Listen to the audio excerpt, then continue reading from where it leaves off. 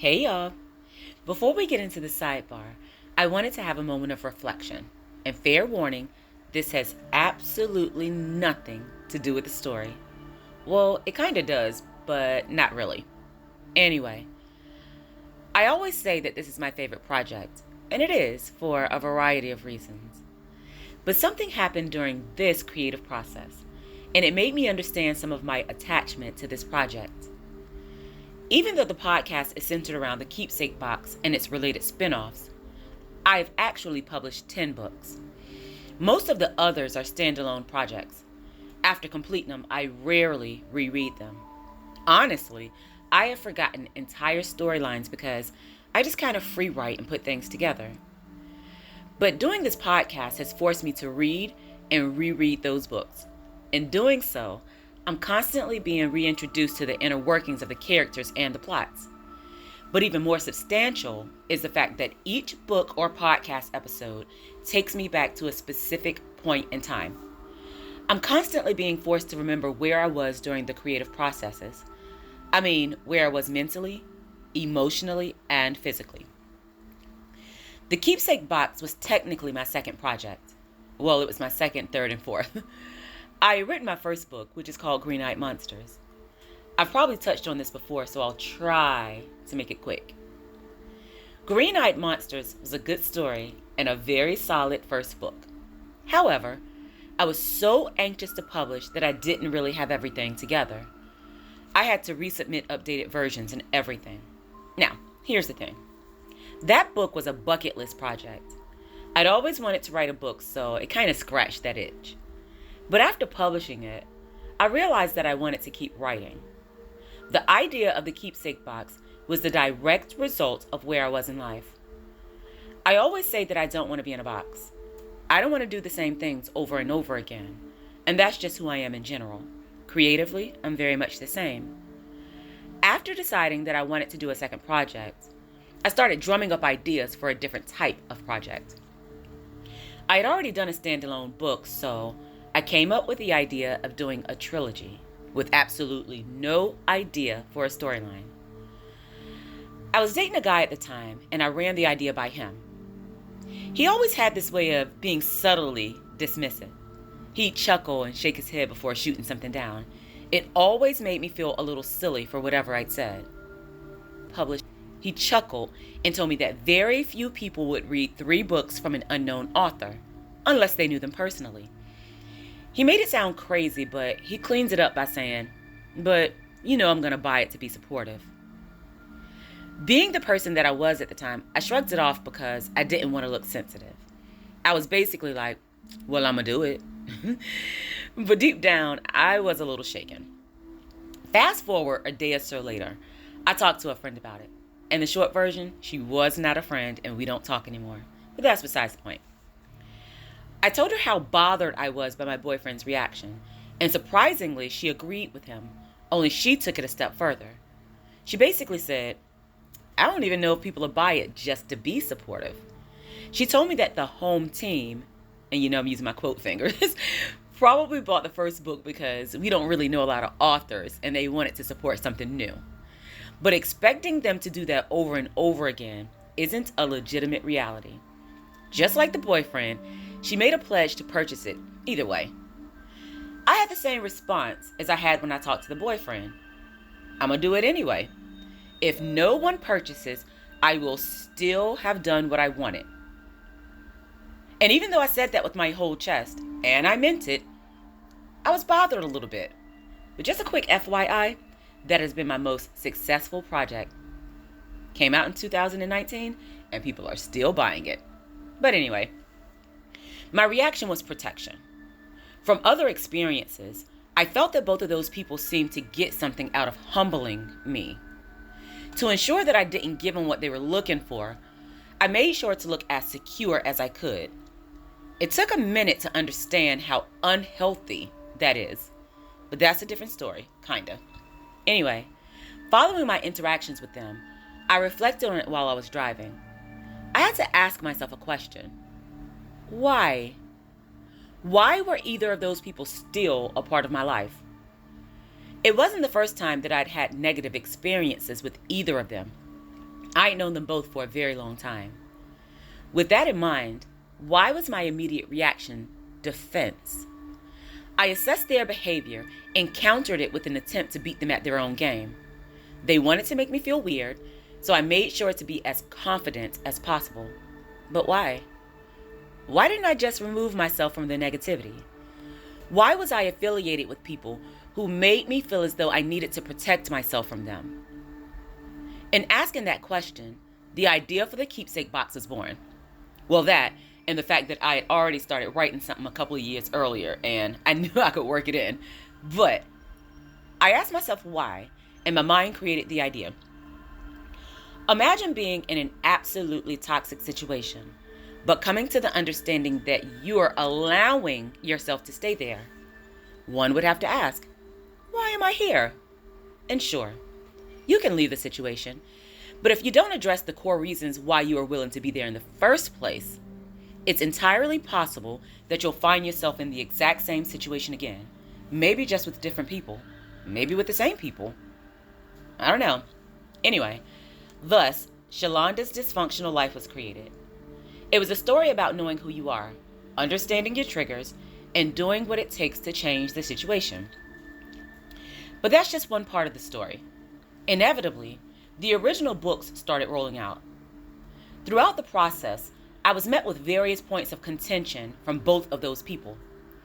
Some of the complaints ranged from my choices for the book covers, the idea that Antonio couldn't possibly have taken care of that many women, to the fact that I called the drink a margarita in one instance and a martini in the others. Also, the disappointment that Shalonda hadn't found Ken and sent him money in prison. Of course, they both presented their concerns under the rules of constructive criticism. And that forced me to explain and defend things that were simply a part of my mind's inner workings. Well, other than that whole martini versus margarita thing. That was just a mistake on my part. Either way, the constructive criticism was just one facet of the equation. I was also dealing with relationship drama in the background. I didn't realize it at the time, but I was dealing with an extremely toxic individual. It wasn't enough to pick apart the minutest parts of the book. But the guy that I was dating made sure that I would not enjoy any part of the process. With each release, he created some sort of controversy. As a result, I was either stuck arguing with him or wondering about the status of our relationship instead of celebrating my wins. For example, one morning I sent this guy a screenshot of my business being listed as a publisher for the very first time. I was so excited. We were in the same house, but he was upstairs. He basically sent a thumbs up, and that was that. When he came down, I was cooking breakfast. I expressed my excitement about my publishing rights, and he said, "That's what's up. I'm gonna go pay the light bill. You can handle the cable bill." Now, for clarity, you have to understand that he and I used to split all of the bills straight down the middle. The light bill that he was referring to was like $100 less than the cable bill, something like that. Either way, I called him on it. Since when is that our process? Especially since it meant I was going to be paying more. Knowing that I never carried cash on me, he insisted that I produce my half of the light bill right that second, or I'd be stuck with the cable bill that I claimed was so expensive. As if the cable bill wasn't actually more expensive. I was cooking breakfast, but he insisted that I stop and go to the bank. He didn't have Cash App or anything. To alleviate the issue, I went to the bank. He left before I even got back home. He didn't talk to me for a couple of days, and he came up with some random excuse about why he was mad with me and why I was at fault for it all. Like the fool that I was, I spent that time trying to figure out how things could have been done differently instead of celebrating my win. Every other success followed a similar pattern, and I wasn't ever able to enjoy any of it. I eventually left that relationship and that friendship. It was best case scenario in both instances. I went on to write other books, all while being in the midst of my healing stages.